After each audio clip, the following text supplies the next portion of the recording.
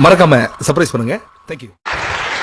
எனக்கும் முருகனுக்கும் நிறைய டிஃப்ரென்ஸ் ஆஃப் ஒப்பீனியன் வந்துனே இருக்குது அவர் பேச பேச.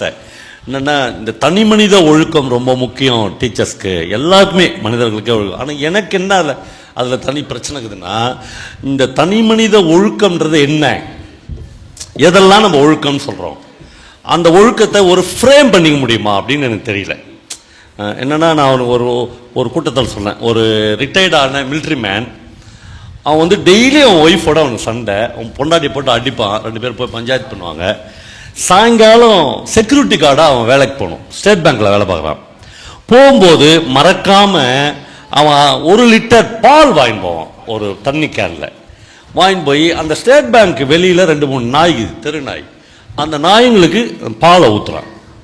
இப்போ இந்த கசிவு இருக்குல்ல, இப்போ இந்த கசிவை நீங்கள் எடுத்துக்குவீங்களா, அவன் ஒய்ஃபை அடிக்கிறானே அதை எடுத்துக்குவீங்களா? இந்த 2 பேரில் அந்த ஆள் யார்? அவனை தனி மனித ஒழுக்கம் உள்ளவனா நம்ம சித்தரிக்க முடியுமா, தனி மனித ஒழுக்கம் இல்லாதவனா நம்ம சித்தரிக்க முடியுமா? அப்புறம் என்னைக்குமே ஒரு நீதிபதிக்கும் எதிரில் பிட்பாக்கெட் மாட்டின்னு கூண்டில் நிற்கிற ஒரு பிட்பாக்கெட் அடித்தவனுக்கும் ஒரே மாதிரியான ஒழுக்கம் இருக்கவே முடியாது. இவன் வாழ்க்கையை பற்றி வச்சுக்கிற மதிப்பீடுகளே வேற. நாங்கள் வந்து திருவண்ணாமலையில் லாசாராவுக்கு லாசாரான்னு ஒரு மிகப்பெரிய அவருக்கு ஒரு கூட்டம் நடத்தணும். கூட்டத்தில் நான் தான் அந்த கூட்டத்தில் இன்ட்ரடியூஸ் பண்ணி பேசும்போது அவருடைய ஒரு பிரமாதமான கதையை சொல்கிறேன். திருவண்ணாமலையில் 100கணக்கில் உங்களுக்கு சாமியார்கள் இருப்பாங்க மனசுத்திர வழியில். அவங்க காலையில் 6 மணிலேருந்து சாயங்காலம் 6 மணி வரலும் என்ன பண்ணுறதுனே தெரியாது. எப்படியாவது ஒன்று பொழுது போவாங்க, ஏன்னா 3 வேளையும் சாப்பாடு கிடச்சிடும். அதுக்கு மேலே அவங்க லேண்ட் ரிஜிஸ்ட்ரேஷன் அதெல்லாம் கிடையாது. அவ்வளோதான். அவங்க அதுக்காக தானே வீடு அதெல்லாம் விட்டு வந்துட்டாங்க. அவ்வளோ ரொம்ப சௌகரியமாக இருப்பாங்கள்ல. இவங்க என்ன பண்ணுவாங்க, பகல் நேரங்களில் பொழுது போகிறதுக்கு என்னன்னு தெரியாமல் அங்கே யாரோ பேசுகிறாங்க, அந்த குழந்தைங்களை கூட அனுப்பிச்சலாம். அதை என்ன பண்ணுவாங்கன்னா, இந்த மண்ணை குவிச்சு வச்சு, இந்த வத்தி குச்சி வச்சு ஒரு விளையாட்டுக்குது. என் ஜென்ரேஷனில் இருக்கிறவங்கலாம் தெரியும், 60 வயசாக அதில் இப்படி கை போடுவாங்க, போட்டால் அந்த குச்சி எங்கே இருக்குதுன்னு கரெக்டாக கண்டுபிடிச்சிடுவாங்க. ஒரு துறவி கரெக்டாக அந்த குச்சி எங்கே இருக்குதுன்னு 3 தடவையும் கரெக்டாக போட்டுறான். போட முடியாது, ரொம்ப நுட்பமாக அந்த அவ்வளோ பெரிய மண்மேட்டில் குச்சி எங்கே இருக்குதுன்னு போட முடியாது. 4வது முறை போடும்போது அந்த மண்மேடை செஞ்சாலும் அவன் இவன் கையை பிடிச்சிப்பான், இதுக்கு முன்னாடி அப்படின்னு கேட்பான். இவ்வளோ கரெக்டாக போடுறேன், இதுக்கு முன்னாடி எங்கே இருந்த சயின்டிஸ்டாக வந்துருப்பான் அவன். இதுக்கு முன்னாடின்னு அவன் சொல்லுவான் பிட் பாக்கெட். கரெக்டாக பர்ஸ் எங்கே இருக்குது அப்படின்னு பார்த்து அடிக்கிறவான் அவன். இப்போ அவன் சாமியாராக வந்துட்டான். அப்புறம் எங்கே அப்படின்னு கேட்பான் அவன். அதான் நல்லா தொழில் போயின்னு இருந்துச்சு, அப்புறம் எங்கே வந்துட்டான்னு கேட்குறான். இவன் சொல்கிறான், இல்லை நல்லா தான் போயின்னு இருந்துச்சு, நான் சில லாஜிக்ஸ் வச்சுருப்பேன், எல்லாத்துலேயுமே சில எத்திக்ஸோட. எல்லா திருடர்களும் ஒரு எத்திக்ஸ் வச்சுக்கிறாங்க. நான் சொல்கிறது இந்த 1000 கோடி 2000 கோடி அடிச்சுட்டு டிவியில் நமக்கு அட்வைஸ் பண்ணுவான்ல அவன் உட்பட எல்லாரும் அவன் ஒரு எத்திக்ஸ் வச்சுருவான். என்னன்னா இவன் போய் நம்மளுக்கு டிவிலெலாம் அட்வைஸ் பண்ண மாட்டான், அவன் நம்மளுக்கு அட்வைஸ் வேற பண்ணுவான். நாம் எப்படி ஒழுக்கமாக வாழணும், நாம் எப்படி தனி மனித ஒழுக்கத்தோட. இவன் பிட்பாக்கெட் அடிக்கிறதோடு போயிடுவான். இப்போ இவனை கேட்குறான், அப்புறம் எப்படி இங்கே வந்தான்னுவான். அவன் சொல்லுவான், இல்லை நான் எப்பயுமே பஸ்ஸில் ட்ராவல் பண்ணுவேன், கடைசி பஸ்ஸில். அந்த கடைசி பஸ்ஸில் நம்ம கூட வரான்ல, அவன்கிட்ட பாக்கெட்டில் ஏதாவது இருந்தால் அடிச்சிடுவேன். அந்த மாதிரி ஒருத்தங்கிட்ட அந்த காலத்தில் 7500 ரூபாய் அடிச்சிட்டான். கவர்மெண்ட் சர்வெண்ட் அவன். பஸ்ஸில் வேறு யாருமே இல்லை. இந்த சக மனிதர்கள், நீங்கள் இவ்வளோ பேர் உட்காந்துக்கிறீங்களே, இப்போது உட்காந்துருக்கும்போது நம்ம ரொம்ப பிளெயினான மனசோடு உட்காந்துக்கிறோம். என்னென்னா நம்ம சார் சிங்கப்பூர்லேருந்து வந்துக்கிறார், எப்படி கொஞ்சம் சிங்கப்பூர் டாலர்லாம் வச்சுருப்பார். நம்ம போகும்போது பத்திரமாக தான் இருக்கும் காசு அப்படின்ற நம்பிக்கை இருக்குது அவருக்கு. இந்த பஸ்ஸில் போகும்போது பல பேர் இந்த நம்பிக்கை இழந்துருவான். எப்போ இழப்பான்னா, கடைசி பஸ்ஸில் எல்லாரும் இறங்கி போயிடுவான், ஒருத்தர் 2 பேர் தான் பஸ்ஸில் இருப்பான். இப்போ இந்த ஒருத்தர் 2 பேர் நல்லவனா இல்லையான்னு உங்களுக்கு கொஸ்டின் வந்துச்சுன்னா பயங்கர ப்ராப்ளம் அது. உதயசங்கர்னு ஒரு ரைட்டர் இருக்கார், அவர் ஒரு கதை எழுதிப்பார். ஒருத்தன் நெல் மண்டியில் போய் நெல் போட்டுட்டு 8000 ரூபாய் 10,000 ரூபாய் மடியில் வச்சுன்னு போவான் வேஷ்டியில். ஒருத்தன் கவர்மெண்ட் சர்வெண்ட்டு, அவன் பேண்ட்டில் இதே மாதிரி 7500 ரூபாய் 8000 ரூபாய் லோன் போட்டு வாங்கிட்டு போவான். 2 பேர் தான் இருப்பான் அந்த பஸ்ஸில். நைட்டு 10 மணி. இவனுக்கு இவன் மேலே சந்தேகம் வந்துடும், இவனுக்கு இவன் மேலே சந்தேகம் வந்துடும். இவன் என்ன நினைப்பான், சமீபத்தில் நம்ம படித்த எல்லாத்துலேயுமே பேப்பர்லாம் பார்த்துக்கிறோம், இப்போல்லாம் திருடன் பேண்ட் ஷர்ட்டு போட்டுன்னு தான் வருவான்றாங்க, இவன் பேண்ட் ஷர்ட்டு போட்டுன்னுறான் அப்படின்னு ஜாக்கிரதையாக இவன் மடியை பிடிச்சிக்குவான். அவன் அப்பாவி மாதிரி இருக்கிறவன் தான் இப்போலாம் பிட் பாக்கெட் அடிக்கிறான், இந்த வேஷ்டியில் இது வேஷ்டி கட்டின்னு இருப்பான் அப்படின்னு அவன் வேஷ்டியில் இருக்கிற பணத்தை பத்திரமா பிடிச்சிக்குவான். 2 பேரும் ஒரு நிறுத்தம் வந்து இறங்கிடுவாங்க. இறங்கிட்டு இவன் ஒரு ஊருக்கு போகணும், இவன் ஒரு ஊருக்கு போகணும். இறங்கினவரில் வெயிட் பண்ணுறான். இறங்கின பிறகு தான் நம்ம மேலே பாய போகிறான்னு 2 பேரும் நினச்சிக்குவாங்க.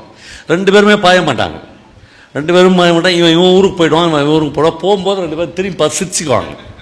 அந்த சிரிச்சுக்கிற புன்னகைக்குதுல அதில் சக மனுஷனை இப்படி திருடனா பார்க்குற ஒரு சொசைட்டிக்குள்ள நம்ம வாழ வேண்டியிருக்குது என்ற அந்த ஒரு பெயின். இதான் லிட்ரேச்சர். ஏன் எழுத்தாளர் ரொம்ப பெரியவன், ஏன் கவிஞர் ரொம்ப பெரியவன் அப்படின்னு சொல்கிறேன்னா, இந்த நுட்பமான இடத்த நீங்கள் சிரிச்சிட்டு போயிடுவீங்க. அவன் தான் எழுதுவான். அவன் வீட்டில் போய் நைட்டு உட்காந்து எழுதுவான். எழுதி இதை இன்னொரு ஜென்ரேஷனுக்கு எடுத்துகிட்டு போவான். தான் பையனுக்கு, தான் பேரனுக்கு எல்லாருக்கும் கையளிப்பான். பாரு, இப்படி ஒரு சமூகத்திலிருந்து தான் உங்கள் தாத்தாவும் உங்கள் அப்பாவும் வந்தோம். இப்போ இல்லாத இருக்கலாம், நாங்களாம் பஸ்ஸில் இறங்கும்போது பாக்கெட்டை பிடிச்சிக்குவோம், நம்ம பிடிச்சிக்குவோம் அப்படின்னு சொல்கிற காலத்தை பதிவு செய்து வைக்கிற ஒரு மிகப்பெரிய வேலையை எப்போதும் எழுத்தாளர் செய்கிறான். அதனால தான் எழுத்தாளர் ரொம்ப முக்கியமானவன். நீ ஏன் இங்கே வந்தேன்னு இந்த சாமியார் கேட்டால, அவன் சொல்கிறான், கடைசி பஸ்ஸில் ஒருத்தங்கிட்ட 7500 ரூபாய் அடிச்சிட்டேன். அவனுடைய லாட்ஜுக்கு என்ன தெரியுமா, எந்த ஊரில் பணம் அடிச்சானோ அந்த ஊரில் லாட்ஜ் போட்டு தங்குவான், நைட்டே போயிட மாட்டான். நான் நிறைய திருடர்களை இப்போது இதில் மதுரையிலேருந்து ஒரு காடன் கண்டதுன்னு ஒரு புக் வந்துக்குது. அதில் குறவர் சமூகம் இதில் அந்த குறவர் சமூகத்தை பற்றி எழுதப்பட்ட கதைகள் மட்டும் தொகுக்கப்பட்டது. இல்லை, என்னுடைய ஒரு கதை கூட இருக்குது. நான் ஒரு திருடர்களை பற்றி நான் எழுதின திருடர்களை பற்றி கதை என்ன தெரியுங்களா, ஒரு வீட்டில் சாப்பிடாம உயிரே போனாலும் 100 பவுன் இருந்தாலும் அந்த திருடன் வந்து அந்த நகையை திருட மாட்டான். அந்த வீட்டில் ஒரு வாய் சோறு சாப்பிட்டாதான் திருடுவான். அவன் அப்படி ஒரு லாஜிக் வச்சுக்கிறான். அந்த மாதிரி இவன் வந்து இவங்ககிட்ட இவன் கூட ட்ராவல் பண்ணினே போவானா, ட்ராவல் பண்ணி அவங்ககிட்ட ரூபாய் அடிச்சிடுவான். அவனுக்கு தெரியாது, இவன் போய் லாட்ஜ் போட்டுருவான். அவன் நானே தெரியாது. காலையில் சக்ஸஸ்ஃபுல்லாக நேற்று ஒரு திருட்டை அங்கீகரித்து கொடுத்த கடவுளுக்கு ஒரு நன்றி சொல்லணுமே அப்படின்னு கோயிலுக்கு போவான். கோயிலுக்கு போய் ஒரு அர்ச்சனை பண்ணிட்டு போயிடலாம். அவர் காசே எடுத்து 7500 ரூபாய் அடிச்சிட்டான். அதில் என்ன அர்ச்சனை பண்ணுறதுக்கு ஒரு 50 ரூபா வேணும், எடுத்து பண்ணிடலான்னு போனால் குளத்தை சுற்றி, கோயில் குளத்தை சுற்றி ஒரு 100-200 பேர் நிற்பாங்க. என்னென்னு இவன் போய் பார்த்தா டெட் பாடி மிதங்கும். நைட்டு இவன் யார்கிட்ட பிட்பாக்கெட் அடிச்சானோ அவனுடைய டெட் பாடி. அப்புறம் அப்படின்னு அவன் கேட்பான். அப்புறம் இங்கே வந்துட்டேன். வாழ்க்கை ஒவ்வொருவருக்கும் ஒரே மாதிரி இல்லை. வாழ்க்கை ஒவ்வொருவருக்கும் ஒரு நியாயத்தோடு இல்லை. ஜெயகாந்தன் சொல்கிறார், வாழ்க்கை என்பது அந்தந்த நேரத்து நியாயங்கள் சொல்றார். அவன் பிட்பாக்கெட் அடிக்கும் போது அவனுக்கு ஒரு நியாயம் இருந்தது. அவன் திருவண்ணாமலை மலை சுற்றுற வழியில் சாமியாராக வந்த பிறகு அவனுக்கு ஒரு நியாயம் இருக்கிறது. அவன் மண்மேட்டில் விளையாடும் போது அவனுக்கு ஒரு நியாயம் இருக்கிறது. ஒவ்வொரு தருணத்திலும் மனிதர்கள் எல்லோருக்கும் ஒரு நியாயம் இருக்கிறது. அப்போ இந்த உலகத்துக்கு பொதுவான நியாயம், இந்த உலகத்துக்கு பொதுவான ஒழுக்கம் ஒன்றுமே. நான் ஏன் உங்களிடமிருந்து பல விஷயங்களில் மாறுபடுகிறேன் என்றால், தமிழ்நாட்டில் தி பெஸ்ட், த மாஸ்டர் என்று சொல்லக்கூடிய தி ஜானகிராமன் என்று ஒரு எழுத்தாளர் இருந்தார். இந்த பக்கத்தில், உங்களுக்கு ரொம்ப பக்கத்தில் இருக்கிற கும்பகோணம் அணக்கரை அந்த பகுதியில் இருந்து எழுதி கொண்டிருந்தார். ஜானகிராமன் முள்முடி என்று ஒரு கதை எழுதியிருக்கிறார். நம்மளே அடைக்கலநாதனா அவர் பேரு, அப்படி ஒரு கிறிஸ்துவ ஆசிரியர். 36 வருஷம் சர்வீஸ். உங்கள் பார்வையில் ஒரு அப்பழுக்கில்லாத மனுஷன், ஒரு தூசு துரும்பு கூட அவருடைய வெள்ளை சட்டையில் பட்டதில்லை. அவ்வளவு பியூர் சர்வீஸ். அவருக்கு பிரிவு பச்சார விழா, எல்லோரும் அவரே வியந்து போகிற அளவுக்கு அவரை வியந்து பாராட்டுகிறார். எல்லா பிரிவு பச்சார விழாக்களையும் அவன் திருட்டு பையனா இருந்தா கூட அவனை வந்து பாராட்டி தகுந்துருவாங்க நம்ம ஆளுங்க. அதே மாதிரி இந்த கிறிஸ்டியன்ஸ் சாவுக்கெல்லாம் நான் பல இடங்களில் போய் சர்ச்சில் உட்காந்து பார்ப்பேன். அவங்க சொல்கிறத பார்த்தா அது இந்தியாவே புனித நாடுன்னு தெரியும் எனக்கு. எல்லா செத்துட்டவனும் இயேசு கிறிஸ்துக்கு இணையாக சொல்லுவாங்க. அது நம்முடைய மரபு. என்னன்னா, நம்முடைய எதிரிகள் மரணத்தின் மூலமாக தப்பித்துக் கொள்ளலாம்னு ஒரு லாஜிக் வச்சுக்கிறோம். நம்ம செத்துட்டோன்னா பற்றி ஏன்பா பேசுகிற, விட்டுருப்பான்ட்டுவாங்க. அந்த மாதிரி இந்த பிரிவு பச்சார விழாவில் எல்லா டீச்சர்ஸும் பெஸ்ட் டீச்சர்ஸ், எல்லாருக்குமே அவார்டு உண்டு அன்னைக்கு. அதனால் இந்த அவார்டு கிடைக்காதவங்க கவலைப்படவே வேணாம். இந்த பிரிவு பச்சார விழா அன்னைக்கு உங்களுக்கு ஒரு மாலை உண்டு, உங்களுக்கு ஒரு சால்வை உண்டு, அப்புறம் ஜீப்பில் உட்காரு, அதெல்லாம் கொஞ்சம் வெயிட் பண்ணணும், அவ்வளோதான். அதுக்கு முன்னாடி இந்த மாதிரி அவார்டெலாம் கிடைக்கலாம் கூட நம்ம கவலைப்பட வேணாம்.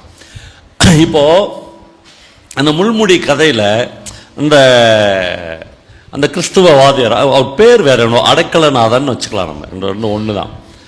இப்போ அவர் வீட்டுக்கு வந்துடுவார். இந்த வீட்டுக்கு வந்து ஒய்ஃபும் அவர் மட்டும் இருப்பாங்க. இந்த பிரிவு உபச்சார விழாலாம் முடிஞ்சு இந்த மாதிரி லைட்லாம் ஆஃப் பண்ணிடுவாங்க. அவ்வளோ வெளிச்சம் நம்ம பேரில் இருக்கும், எல்லாம் ஆஃப் பண்ணிவிட்டு இந்த சந்தன மாலை, நம்மளுக்கு போடுற ஷால், சில பேர் மோதிரம்லாம் போடுவாங்க. எல்லாம் வந்து வீட்டுக்கு போகிறீங்களே, அப்போ நீங்கள் தனியால் தான். அப்போ தான் நீங்கள் யாரும் உண்மையிலே இதுக்கெல்லாம் நம்ம தகுதியான ஆள் தானே நம்ம கொஞ்சம் இது பண்ணிப்போம். யாருமே பண்ண மாட்டோம். அப்போ அந்த வெளிச்சமே இன்னும் 10 நாளைக்கு தாங்கும். அப்படியே பெருமிதத்தால் நிரம்பி வழிவார் அந்த அனுகூலசாமி. கரெக்ட், அவர் பேர் அனுகூலசாமி. ஆனால் அவங்க ஒய்ஃப் கேட்பாங்க, எத்தனை பெருமிதமாக இது உங்களை மாதிரி ஒரு புருஷன் வந்து எனக்கு வந்து புருஷனாக அமைஞ்சிருக்கு அப்படிலாம் பேசிக்குவாங்க. அவரே மிகப்பெரிய பெருமிதத்தால் நிரம்பி வழிகிற ஒரு தருணத்தில் வீட்டு கதவை யாரோ தட்டுவாங்க. 8-8:30 மணி இருக்கும் நைட்டு. திறந்து பார்த்தா 21 வயசில் ஒரு ஸ்டூடெண்ட் இருப்பான். இவருக்கு இன்னும் படிச்சுன்னு இருப்பான். ஃபெயிலாகி அது அப்போ அந்த பீரியடில், இப்போலாம் தான் அந்த ஏஜ்லாம் உண்டு, அப்போ தான் இருக்கும். அந்த பையன் யாரோ ஒரு அம்மாவையும் ஒரு பையனையும் கூட்டிட்டு வந்துருப்பான். இவர் வாத்தியார் கேட்பாரு, என்னடா ஃபங்க்ஷன்லேயே உன்னை பார்க்கல? நான் வந்தேன். இந்த பையன் அந்த அம்மாவே இல்லை. இந்த அம்மா யார், இந்த பையன் யார்? உங்களை பார்க்க தான் வந்துக்கிறாங்க. டேய் சாத்த பேசுகிறா அந்த அம்மா. அவனுக்கு பயம், பேசவே மாட்டான். சொல்லிட்டா என்னன்னு கேட்பாரு. இல்லை சார், இந்த பையனே சொல்லுவான், அந்த கூட்டின்னு வந்தோடனே சொல்லுவான், ஒன்றும் இல்லை சார், இந்த பையனை உங்களுக்கு ஞாபகம் இல்லையான்னு கேட்பாரு. ஞாபகம் இருக்குது, இவனை பார்த்துக்கிறேன். இவர் கிளாஸில் படித்த பையன் தான், இவருடைய ஸ்டூடெண்ட்டு தான். ஒரு ஸ்கூலில் ஒரு கிளாஸ் ரூமில் ஒரு புத்தகத்தை திருடி எடுத்துன்னு போய் விற்று லேபிளில் வேறு பேரை விற்று பாதி விலைக்கு விற்றுருவான் அந்த பையன். இப்போது ஒரு வாத்தியார் பார்வையில் எவ்வளோ பெரிய அஃபர்ஸ் இது. ஒரு பையன் வந்து புஸ்தகத்தை எடுத்துன்னு போய் இன்னொருத்தங்கிட்ட பாதி விலைக்கு விற்றுட்டான்றது எவ்வளோ பெரிய. ஆனால் இவருடைய லைஃப் முழுக்க ஒரு நாள் கூட ஒரு பையனை கூட அடிச்சதே இல்லை, ஒரு பையனை கூட கடுன்னு சொல்லலால் திட்டினதே இல்லை. ஒரு புனிதமான டீச்சரில் அவர். இப்போ இந்த பையனை அடிக்கணும்ல, இல்லை கண்டிக்கணும்ல. ஆனால் அப்படி கண்டிச்சிட்டான ஒரு பையனை அடிச்சிட்டாரா அப்படின்னு கொஞ்சம் இமேஜ் இறங்கிட்டு இல்லை. இந்த இமேஜை காப்பாற்றின்னு வாழறதுக்கு இதில்லை. அது மாதிரி உலகத்தில் கொடுமை வேறு எதுவுமே கிடையாது. அதிலே இருக்கணும். நீ வந்து ஒழுக்கமாகவே இருந்தாகணும். இப்போ இவர் என்ன பண்ணுவார், எப்படியாவது இந்த பையனை தண்டிக்கணுமேன்றதுனால பசங்களை கூப்பிட்டு இந்த பையனை நிற்க வச்சு, டேய் இவன் வந்து ஒரு புஸ்தகத்தை திருடி எடுத்துன்னு போய் விற்றுட்டான், இனிமேல் யாரும் இவங்க கூட பேசாதீங்கன்னு சொல்கிறார். 1 வருஷம் ஆச்சு. ஒரு 2வது 3வது படிக்கிற ஒரு பையனிடம் 40 பசங்களும் பேசவே மாட்டாங்கன்றதை விட உலகின் துயரமான விஷயம் வேறு என்ன இருக்கு? இப்போது அந்த பையன் அதுக்கப்புறம் என் புள்ள தங்கம் சார்னு அந்த அம்மா சொல்லுது. ஒரு வார்த்தை சொல்லுது, சார் என் புள்ள அதுக்கப்புறம் எந்த தப்புமே பண்ணல சார். இப்போ மகாத்மா காந்தி இப்படி போய் சொல்லிட்டாரு, இவர் திருட்டாருன்னா அதை நம்ம கிளாஸ் ரூமில் சந்தோஷமாக சொல்லிக் கொடுக்குறோம். மகாத்மாவே திருடினார், இந்த பையனையும் சொல்லிக் கொடு, இந்த பையனும் ஒரு காலத்தில் புத்தகத்தை எடுத்து போய் வித்துட்டான்னு. நமக்கான பொது புத்தின்னு ஒன்று இருக்குதுல்ல, அதை நம்ம செய்ய மாட்டோம். அந்த அம்மா சொல்லுது, என் புள்ள அதுக்கப்புறம் ஒரு தப்புமே பண்ணல சார், என் கூட யாருமே பேச மாட்றாங்கன்னு கேட்டுனே சார். அப்புறம் எங்கள் வாத்தியாரே ரிட்டையர் ஆக போகிறாரு, ரிட்டையர் ஆகும்போது பிரிவு உபச்சார விழாவுக்கு ஆளுக்கு 2 ரூபா கிளாஸில் போடுறாங்க. இந்த அம்மா களை வெட்டி எடுத்துன்னு போய் பிள்ளைகிட்ட 2 ரூபா கொடுத்து வாத்தியாருக்கு கொடுத்துரு, ஏன்னா இன்னைக்கு சமாதானம் ஆக போகிறாங்க. அந்த பையன் போய் என் பங்கு 2 ரூபா, உங்ககிட்டலாம் வாங்க மாட்டேன், திருட்டு பையன் நீ அப்படின்னு வாங்கலை. என் பிள்ளை எப்படி சார் வாழறது, என் பிள்ளை எப்படி சார் படிக்கிறது என்று அந்த அம்மா கேட்கிறார்கள். நம்மளை ஜானகிராமன் மிகப்பெரிய மாஸ்டர் என்பதற்கு உதாரணம். இந்த கதையினூடே அவர் இன்னொரு விஷயத்தை காண்பிக்கிறார். அனுகூலசாமியின் வீட்டில் 2 படங்கள் மாட்டியிருக்கிறது. ஒரு படம் இயேசு கிறிஸ்து ஒரு குட்டி வெள்ளை ஆட்டை அணைத்து கொண்டு இருக்கிற ஒரு அனுகூலமான படம். இன்னொரு படம் இயேசுவை சிலுவையில் அறையும் போது முள்முடியோடு ரத்தம் கசி அவர் இருக்கிற இன்னொரு படம். 2 படத்தையும் அனுகூலசாமி பார்க்கிறார், இந்த பையனை பார்க்கிறார். இந்த பையனை ஒரு வெள்ளை ஆட்டுக்குட்டி மாதிரி அணைத்து கொள்ள வேண்டிய என்னுடைய கரங்கள் ஏன் விடுபட்டது, எங்கு விடுபட்டது என்று அவருக்கு தெரியவில்லை. அவர் இப்பொழுது இயேசு கிறிஸ்துவின் இன்னொரு படத்தை பார்க்கிறார். முள்முடியோடு இயேசு கிறிஸ்துவின் படம் இருக்கிறது. அந்த முள்முடி இயேசுவின் தலையிலிருந்து இறங்கி வந்து அனுகூலசாமியின் தலையில் இறங்கியது. அனுகூலசாமியின் தலை கனத்தது. அனுகூலசாமியின் கணத்திலிருந்து ரத்தம் கசிந்தது என்று ஜானகிராமன் எழுதிக்கொண்டே போகிறார். நம்மளை நாம் ஒரு முடிவுக்கு வருகிறோம். இந்த உலகத்தில் புனிதன், அப்பழுக்கில்லாதவன், மேன்மையானவன் என்று ஒரு மனிதனும் இல்லை என்று முடிவுக்கு நாம் வரலாம். எல்லா மனிதனும் தன்னை புனிதனாக கட்டிக்கொள்வதற்கு, கட்டி காப்பாற்றிக் கொள்வதற்கு, அல்லது வடிவமைத்துக் கொள்வதற்கு, அல்லது வேஷம் போடுவதற்கு முயற்சி செய்து கொண்டே இருக்கிறான் என்று வேண்டுமானாலும் சொல்லலாம். அல்லது சதவீத விகிதத்தில் ஒரு மனிதனுக்கும் உங்களுக்கும் வேறுபாடு இருக்கலாம்.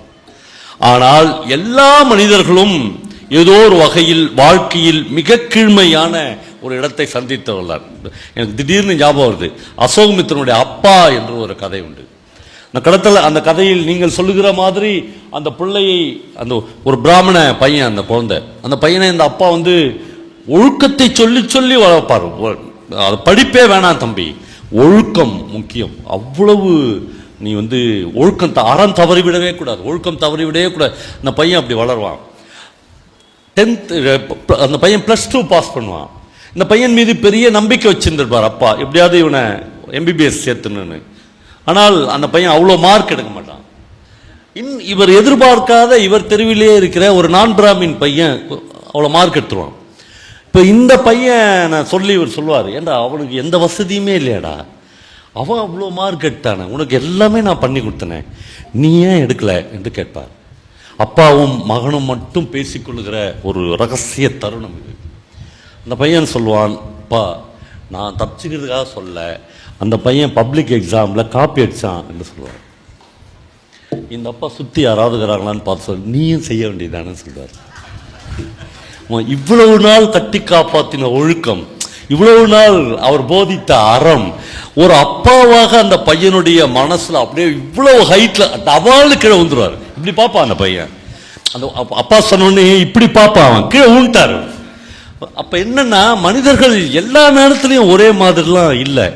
நீயும் காப்பி அடிக்க வேண்டியதானே அப்படின்னு சொல்ற வார்த்தை இருக்குல்ல, இதுதான் பிராக்டிக்கல், இதுதான் உண்மை, இதுதான் நிஜம், இதுதான் வாழ்க்கை.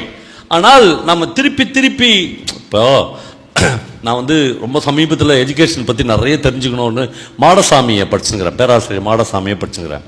அவர் சொல்கிறாரு, உலகத்தின் அதிகாரம் மிக்க ஆயுதங்கள் இருக்குது இல்லை, AK-47 அந்த மாதிரின்னு, அதில் ஒன்று சிகப்பு பால் பாயிண்ட் பேனான்றார். இந்த ரெட் பால் பாயிண்ட் பேனா இல்லை, அது மாதிரி அதிகாரம் மிக்கது நான் ஏன்னா ஒரு வாத்தியார் கையில் சிகப்பு பால் பாயிண்ட் பேனா கட்சிச்சு, எதில் 40-50 ஸ்டூடெண்ட்டுடைய ஆன்சர் ஷீட் இருக்குது இல்லையா, பூந்து விளையாடலாம். அவர் சொல்றாரு, நான் முத பேராசிரியராக சாத்தூர்ல தான் பேராசிரியராக இருந்தாரு. நான் பேராசிரியராக போகும்போது அந்த சிகப்பு பால் பாயிண்ட் பேனால நான் வந்து பாக்கெட்ல குத்தின்னு போவேன். குத்தின்னு போனா அதிகாரம் அப்படியே. ஒரு வாத்தியாரை சொல்றாரு, ஒரு பேராசிரியர் சொல்றாரு, எங்க கூட ஸ்டாஃப் ரூம்ல பேசிக்கினே அவர் பேப்பர் திட்டுவாராம். பேப்பர் திட்டும்போது இது ரெட் பாயிண்ட் பால் பண்ண அப்படியே சுழிச்சிக்கினே போகிறான், டக்கு டக்குன்னு அடிப்பாரான், படிக்கிறதே இல்லை. இப்போ வாத்தியாருங்க பயங்கர, இதெல்லாம் ஒரு பையனுடைய லைஃப் இல்லை. ஒரு வாத்தியாருங்க ஷாக் ஆகி அவர்கிட்ட கேட்பாங்க, சார் நீங்கள் வந்து பேப்பரையே படிக்கலையே சார். பேப்பரை தூக்கி அவர் இவங்ககிட்ட போடுவாராம், படி, நான் அடிச்ச இடத்துல ஏதாவது தப்புக்குதான்னு கண்டுபிடின்னு வரான். என்னன்னா எப்படி ஒரு தப்பு இருக்கும், ஆனால் இவர் எதேச்சா அடிச்சுட்டு போறாரு. அவர் சொல்றாரு, முதல் முறையில் பேராசிரியர் வாழ்க்கையில் நான் கற்றுக்கொண்டது, கை நடுங்குது, எனக்கு வார்த்தை நடுங்குகிறது, பால் பாயிண்ட், சிவப்பு பால் பாயிண்ட் பேனா என்பது பெருக்கல் குறி போடுவதற்கும் சுழிப்பதற்கும் மட்டும் இல்லை, நன்று, வெரி குட் என்று எழுதுவதற்கும். ஒரே ஆன்சர் ஷீட்ல நன்று, வெரி குட், சூப்பர் என்று எழுதுவதற்கும் இதே பால் பாயிண்ட் பேனாவை பயன்படுத்தலாம் என்பதை நான் கற்றுக்கொண்டேன். அதற்கு பிறகு எனக்கு மாணவர்களுடைய மூச்சுக்காற்று என் மீது. நண்பர்களே, இந்த வார்த்தை ரொம்ப முக்கியமான வார்த்தை. இன்னும் எத்தனை ஆயிரம் ஆசிரியர்கள், இன்னும் எத்தனை லட்சம் ஆசிரியர்களின் உடம்பின் மேல் மாணவர்களின் மூச்சுக்காற்று படாமலேயே நீங்கள் ரிட்டையர்ட் ஆகிவிடுவீர்கள் என்று யோசித்து பாருங்கள். அவ்வளவு டிஸ்டன்ஸ் இருக்கிறது, உங்களுக்கும் அவர்களுக்கும் அவ்வளவு தூரம் இருக்கிறது. நீங்கள் வகுப்பறைகளை ஒரு கற்பித்தல் மையமாக மட்டுமே நம்முடைய கல்வி முறை வைத்திருக்க சொல்கிறது. ஆனால் வகுப்பறையில் கற்பித்தல் மட்டும் நிகழக்கூடாது, கற்றல் நிகழ வேண்டும். கற்றல் நிகழ வேண்டும் என்றால் என்னுடைய கான்செப்ட்லாம் நம்முடைய பள்ளிக்கூடங்களின் வகுப்பறைகளினுடைய கட்டிடங்கள் இருக்குதுல்ல, இந்த கட்டிடங்களையே மாற்றி அமைக்க வேண்டும் என்று என்னை மாதிரி படைப்பாளிகள் பேசிக் கொண்டிருக்கிறோம். என்னன்னா, ஒரு செவ்வக வடிவ கிளாஸ் ரூம், ஒரு சதுர வடிவ கிளாஸ் ரூம் மட்டும்தான் நமக்கு இருக்குது. அதிலும் இப்பொழுது இது மாதிரி ஒரு ஸ்டேஜ் வேற போடுறாங்க. ஆசிரியர்களும் பேராசிரியர்களும் ஸ்டேஜ் மேல ஏறி நின்று கொண்டு மாணவர்களுக்கு போதிக்க ஆரம்பிக்கிறார்கள். அது முழுக்க கற்பித்தல், டீச்சிங். இவர்கள் சொல்வதை எல்லாம் மாணவர்கள் கேட்டுக்கொள்கிறார்கள். ஒருபோதும் மாணவர்களிடமிருந்து இந்த ஆசிரியர்கள் கற்றுக்கொள்ள முடியும் என்பதை தங்கள் வாழ்நாளில் ஒத்துக்கொண்டதே இல்லை. ஆனால் இப்போ பருதி கொடுத்த ஒரு புத்தகத்தில் பழப்புகழ் என்று ஒரு கவிதை எழுதுகிறார். மாணவர்களே பாடமாகிறார்கள் சில போது என்று அவன் அந்த கவிதையை ஆரம்பிக்கிறான். மாணவர்களே பாடமாகிறார்கள் சில போது, பக்கத்தில் இருப்பவன் மேல் வெறுப்பு மேலிட்டால் அவர்கள் காய் விட்டுக் கொள்ளுகிறார்கள், பழம் விட்டுக் கொள்வதற்கு வசதியாக என்று எழுதுகிறான். இப்ப இந்த விரோதமற்ற தன்மையை சத்தியமா ஒரு வாதியார் மாணவர்கிட்ட தான் கத்துக்க முடியும். பக்கத்து வீட்டுக்காரங்கிட்ட கத்துக்கவே முடியாது. கோர்ட்ல கேஸ் இருக்கும். ஆமா, ஒரு அரை அடி நிலத்துக்காக நீங்க, அவர் சொல்றாரு, நீ சதா ஒரு கிளாஸ்ல பொய் சொல்லாத திருடாதன்னு பசங்களை சொல்லினேங்கிறல்ல, டீச்சர்ஸை சொல்றாரு. நாளைக்கு லீவ் போடுற தங்கமூர்த்தி ஸ்கூல்லேயே ஒரு டீச்சர் நாளைக்கு திங்கக்கிழமை லீவ், இன்னைக்கு லெட்டர் எழுதுறாங்க, I am suffering from fever. திங்கக்கிழமை ஜுரம் வர போறது உனக்கு எப்படி வெள்ளிக்கிழமையே தெரியும்? ஆமாம்மா, ஆமா, மாரசாமி சொல்றாரு, நீ ஒழுக்கத்தை பத்தி பேசுற, உண்மையை பேசுன்னு பேசுற, நீ என்ன பண்றன்னு கேட்கிறாரு. அப்புறம் சொல்றாரு, நான் சொன்னாவே எனக்கு வெக்கமாகுது. அவரே சொல்றாரு, நான் சொன்னாவே எனக்கு வெக்கமாகுது. ஜிபிஎஃப்னு ஒன்று இருக்குது எங்களுக்குலாம், உங்களுக்கு தெரியும் பேராசிரியர்களாம், ஜிபிஎஃப்னு இருக்குது. அது நம்ம காசே நம்மளுக்கு பிடிச்சி நம்மளுக்கே லோன் கொடுப்பாங்க, நம்மகிட்டே கொஞ்சம் வட்டி வாங்கிக்குவாங்க. அவன் அந்த மாதிரி ஜிபிஎஃப்ல லோன் போடணுன்னா ஒரு 4-5 கேட்டகரிக்கு தான் நீங்கள் லோன் போட முடியும், எல்லாத்துக்கும் போட முடியாது. இப்போ என்னன்னா, நான் ஒரு நல்ல சினிமா பார்க்க போகிறேன், அது போய் கேரளாவில் போய் பார்த்துட்டு வர போகிறேன், கேரளாவில் போய் பார்த்துட்டு வர போகிறேன், அதுக்கு எனக்கு லோன் கிட்ட கொடுக்க மாட்டான், ரெஃப்யூஸ் பண்ணுவான். 4-5 கேட்டகரி தான் இருக்குது. இந்த 4-5 கேட்டகரிக்கு அதில் 2-3 கேட்டகரி டெத்து சம்மந்தமானது. அப்பா அம்மா செத்துட்டாங்க, பாட்டி செத்துட்டாங்கன்னு நீங்கள் அதில் மாட்டிக்குவீங்க. 4ஆவது தடவை போட்டிங்கன்னா எத்தனை தடவை உங்கள் அப்பா செத்தாருன்னு கண்டுபிடிச்சிடுவான். அதனால ரொம்ப ஈஸி, நான் பேராசிரியர்கள் ஆசிரியர்கள்லாம் பார்ப்பாங்க, அதில் என்ன ரொம்ப ஈஸியாக லோன் போடலாம் அப்படின்னு. குழந்தைங்களுக்கு காது குத்துறது, மாரசாமி சொல்றாரு, என் குழந்தைகளுக்கு நான் 12 முறை ஜிபிஎஃப்காக காது குத்தி இருக்கிறேன். எல்லாம் பொய். அப்ப என்னன்னா, நீ பசங்களை ஒழுக்கமாறு பொய் சொல்லக்கூடாது அப்படின்னு சொல்றல, அப்ப நீ என்ன பண்ற? ஐ எம் சஃபரிங் ஃப்ரம் ஃபீவர்னு இன்னைக்கே எழுத்தர, என் பிள்ளைங்களுக்கு காது குத்த போறன்னு 12 தடவை பொய் சொல்லிக்கிற, இதெல்லாம் பொய் தானே? ஐயோ நண்பர்களே, வேத வாக்குன்னு சொல்லுவாங்க கிறிஸ்டியன்ஸ்ல, வேத வாக்கு மாதிரி இதை காப்பாற்றிக்கணும். அந்த மாதிரி மாடசாமி ஒரு வார்த்தை எழுதுகிறார், ஒரு வகுப்பறையில் பொய்களுக்கும் கொஞ்சம் இடம் இருக்கட்டுமே என்று சொல்கிறார். இதுதான் எஜுகேஷனுடைய டாப் மோஸ்ட் இடம். எல்லாத்துக்கும் ஒரு இடம் இருக்குது இல்லை, அறத்துக்கு கொஞ்சம் இடம் இருக்குது இல்லை, உண்மைக்கு கொஞ்சம் இடம் இல்லை. மாணவர்களின் பொய்களுக்காக மட்டுமே, அம்மாவின் பொய்கள்னு ஞானக்குத்தந்து ஒரு ஒரு ஒரு பிரமாதமான கவிதை இருக்குது. எங்கள் அம்மாவே என்கிட்ட நிறைய பொய் சொல்லுவாங்க. அது எந்த மாதிரி பொய்னா, நீ பிறக்கும் போது சக்கச்சவேன்னு இருந்தாருவாங்க, பயங்கர சந்தோஷமாயிடும். நான் லவ் பண்ண பொண்ணை முத எங்கள் அம்மாட்ட கூட்டின்னு போய், எங்கள் அம்மா இதை அவள் எதிரில் சொல்ல மாட்டாங்களா அப்படின்னு நினச்சேன். எங்கள் அம்மா சொன்னாங்க, ஷைலஜா பவா இப்போதான் கருப்பாயிட்டான், அது ஏன் நான் சொல்கிறேன், பிறக்கும் போது அவன் சக்கச்சவேல் தான் இருந்தான். என் பொண்டாட்டி நம்பிட்டாத. அப்போ நம்புவாங்க எல்லாரும் அந்த பீரியட்ல. சொல்லிட்டு அவன் சொன்னாங்க, யாரோ தெரியாம காக்கா கறி கொடுத்துட்டேன் என் பையனுக்கு, அப்புறம் தான் அந்த கருப்பு அவன் மேல ஒட்டிச்சு, இல்லைன்னா அவன் சக்கச்சவேல் தான் இருந்திருப்பான். இது ஒரு அழகான பொய் இல்லையா? எனக்கு தெரியாதா இது பொய்ன்னு, என் ஒய்ஃபுக்கு தெரியாதா இது பொய்ன்னு, எங்க அம்மாவுக்கு தெரியாதா இது பொய்ன்னு. ஆனால் இந்த பொய் யாருக்கும் எந்த தீங்கையும் கொடுக்காத பொய். என் மாடசாமி சொல்றாரு, ஒரு வகுப்பறையில் பொய்க்காக தான் கொஞ்சம் இடம் விட்டுருங்களேன்டா, என்ன ஆகுது? அப்புறம் இந்த டீச்சர்ஸ் ஸ்டூடெண்ட்ஸை திட்டும் போது ரொம்ப ஜாக்கிரதையாக திட்டணுங்க. அவர் ஒரு 200-250 வகையான வார்த்தைகளை எழுதுறார், எந்தெந்த வார்த்தைகளில் திட்டக்கூடாதுன்னு. இப்போ ஒரு பொண்ணு ஹோம் ஒர்க் எழுதின்னு வரல.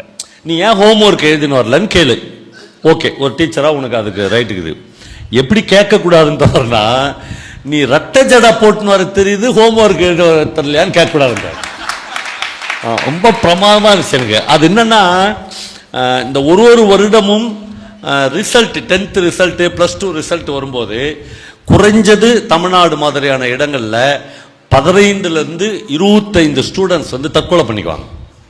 சூசைட் நடக்கும். ரயிலில் விழுந்துருவாங்க, ஹேங் பண்ணிக்குவாங்க, மருந்து சாப்பிட்ருவாங்க. எல்லாத்துக்கும் பேப்பரில் நியூஸ் வரும். இதெல்லாம் கெட்ட செய்திகள். இவர் பத்திரிகையில் வராது. நம்மள மாதிரி கெட்ட செய்திகள் படிக்கிற பத்திரிகைகள் தான் வரும். என்னன்னா, அப்படி நல்ல செய்திகளை மட்டுமே போடுறதுக்கு உலகத்தில் ஒரு பத்திரிகை இருக்கவே முடியாது. ஏன்னா சமூகம் அப்படி இல்லை. என்னன்னா, இப்போ நான்லாம் வந்து ஒரு மைக் பிடிச்சி வாத்தியாருக்கு முன்னாடி இவ்வளோ பேச முடியும் அப்படின்றதே ஒரு கெட்ட செய்தி தான். இல்லை, உண்மையிலே. ஏன்னா நீங்கள் என்னுடைய ப்ரொஃபைல்லாம் கூகுளில் பார்த்தீங்கன்னு வச்சுங்க, அதெல்லாம் தப்பான ப்ரொஃபைல். நான் சொல்கிறேன் உண்மையான ப்ரொஃபைல். நான் பிகாம், இவர் வணிகவியல் முடித்திருக்கிறார். 14 பேப்பர் எனக்கு அரியர் பிகாமில். ஆனால் இந்த 4-5 பல்கலைக்கழகங்களில் நான் எழுதின புஸ்தகம் வந்து டெக்ஸ்டாக வச்சுக்கிறாங்க. அது வேற. அப்போ நான் என்ன நினைக்கிறேன்னா, இந்த சோ கால்டு எஜுகேஷன் இதில் அதுக்கும் எழுத்தாளனுக்கும் சம்மந்தம் இல்லை. நீங்கள் புதுமை பித்தன், தி ஜானகிராமன், நீங்கள் அந்த லிஸ்ட் முழுக்க எடுங்க, ஒருத்தர் கூட எம்ஃபில் பிஹெச்டி கிடையாது. ஆனால் அவனை படித்து தான் அறம்னா, அவனை படித்து தான் ஒழுக்கம்னா, அவனை படித்து தான் லைஃப்னா அப்படி என்று ஒரு சமூகம் கற்றுக்கொள்ள வேண்டியிருக்குது. ஆனால் இதுக்கும் அதுக்கும் வெவ்வேறு வகையான நிறைய டிஃப்ரென்ஸ் உண்டு. நான் ஏதோ சொல்லங்க வந்தேன். என்னன்னா, இந்த வகுப்பறைகள் மாடசாமி என்ன சொல்றாருன்னா, 25 பேர்லேருந்து 35 பேர் செத்துட்டாங்க ஒவ்வொரு ரிசல்ட்டும் வரும்போது என்பது மட்டும்தானே தெரியும். ஆனால் நண்பர்களே, நீங்கள் யூகித்துக் கொள்ளுங்கள், ஒவ்வொரு வகுப்பறைகளும் இதற்கு முன் பல ஆயிரம் தடவை இந்த குழந்தைகள் செத்திருக்கிறார்கள் சொல்றார். அவமானத்தால் செத்திருக்கிறார்கள். இந்த செவிடு எழுந்துருன்னு சொல்றாங்க ஒரு வாத்தியார். அந்த குழந்தைக்கு நல்லா காது கேட்கும். ஓ, நம்ம செவிடா அப்படின்னு நினச்சோம். ஜெயமோகனுடைய பையன் அஜிதன்னு ஒரு பையங்கிறான். அந்த பையனை வந்து எல்லாருமே சின்ன வயசுலேருந்து என்னத்தமா சொல்லுவாங்க, புத்தி சுவாதனம் இல்லாத பையன். அவர் சொல்றாரு, ஒரு அப்பாவை கூப்பிட்டு உங்க பையனுக்கு புத்தி சுவாதீனம் இல்லை, லூசு, மென்டல் அப்படின்னு ஒரு டீச்சரும் ஒரு இன்ஸ்டிடியூஷனும் சொன்னால் அதற்கு மேல் அந்த அப்பா ஏன் உயிரோடு வாழ வேண்டும்? உண்மைதானே? என் பையன் ஸ்கூலில் என்னை கூப்பிட்டு, சார் உங்கள் பையன் மென்டல் சார், செத்துருவனே, நான் அன்றைக்கே சூசைட் பண்ணி செத்துருவனே. அவர் சொல்லுகிறார், அவர் தேர்வுன்னு ஒரு கட்டுரை, இன்னைக்கு வர டீச்சர்ஸ் யாருமே அந்த கட்டுரையை படிக்காமல் இருக்கக்கூடாது என்று நான் கேட்டுக்கொள்கிறேன். நெட்டில் தேர்வு ஜெயமோகன் போட்டிங்கன்னா அந்த கட்டுரை வந்துடும். அது என்னன்னா, அந்த பையன் வந்து எனக்கு சின்ன வயசுலேருந்தே தெரியும். அவனுடைய பர்த்டே எனக்கு தெரியும். தர்மபுரியில் தான் நல்லாம்பள்ளின்னு ஒரு ஊரில் அந்த பையன் பிறந்தான். அவங்க 2 பேருமே கவர்மெண்ட் எம்ப்ளாயிஸ். அவங்க நல்ல ஸ்கூலில் அந்த பையனை படிக்க வச்சாங்க. நல்ல ஸ்கூல்னா நம்முடைய கான்செப்டில் தெரியுமா உங்களுக்கு? கான்வென்ட் ஸ்கூலு, இந்த புள்ள பிடிக்கிற வண்டிங்க மாதிரி வச்சுங்கிற அந்த மஞ்சள் கலர் வேன் இருக்குல்ல, அதில் தூக்கி போட்டுறது. என் பிள்ளைய ஸ்கூலுக்கு அனுப்பிட்ட சார்னே சொல்ல மாட்டாங்க. நான் எல்கேஜியில் போட்டேன் சார். எங்கே போட்டேன்? வேனில், நாய் பிடிக்கிற வேனில் மாதிரி போட்டுறது. அந்த பையனை நல்ல ஸ்கூல்னா என்ன நினச்சிக்கிறது? கான்வென்ட் ஸ்கூலு, இங்கிலீஷ் மீடியத்து, தமிழையே சொல்லிக் கொடுக்காத ஸ்கூலு, அது மாதிரி ஸ்கூலில் தான் படிக்க வச்சார் அவர். சின்ன வயசுலேருந்து அவருக்கு ஒரு பழக்கம் என்னன்னா, அவருக்கு இல்லை ஸ்கூல், அந்த பையனுக்காக அந்த ஸ்கூலில் கூப்பிட்டாங்கன்னா லீவ் லெட்டர் கொடுத்துருவார். டெலிஃபோனில் வேலை பார்த்தாரு. என்ன லீவ் லெட்டர்னா, நேராக போய் கிளாஸ் டீச்சரை பார்க்கணும். கிளாஸ் டீச்சர்னா சொல்லுவாங்க, சார் உங்கள் பையன் மண்டையில் நான் பார்த்துட்டேன் சார், மூளையே இல்லை, வெறும் களிமண் தான் அங்கே திண்டுவாங்க. அப்புறம் இப்படி போய் கடைசியாக 3 மணி போல் கரஸ்பாண்டண்ட்டை பார்க்கணும். கரஸ்பாண்ட் இதே வார்த்தையை வேறு வார்த்தையில் சொல்லுவார், நீங்கள் ஸ்கூல் மாற்றிடலாம் சார் பெஸ்ட்டாக, ரொம்ப ட்ரபிள் சார், இவனை வச்சுன்னு 10th நாங்கள் மீட் பண்ணவே முடியாது, இப்போ பாஸ் பண்ணுற பையனுக்கு மட்டும்தான் 10th அப்படி சொல்லிட்டுவாங்களா. இப்போ கடைசியாக 10th படிக்கும்போது இவர் வந்து டிரான்ஸ்ஃபர் ஆகி நாகர்கோவிலுக்கே போயிட்டார். அங்கே ஒரு பெரிய கிறிஸ்துவ ஸ்கூலில் படிக்க வைக்கிறார். அந்த ஸ்கூல்லையும் கூப்பிட்டு சலிச்சிச்சு ஒரு பெற்றோருக்கு. அவர் என்ன பண்ணுறாரு, யார்ட்டையும் கேட்காத, குறிப்பாக அவர் ஒய்ஃபுக்கிட்ட கேட்காத அந்த ஸ்கூல்லேருந்து டிசி வாங்கிறார் 10th படிக்கும்போது.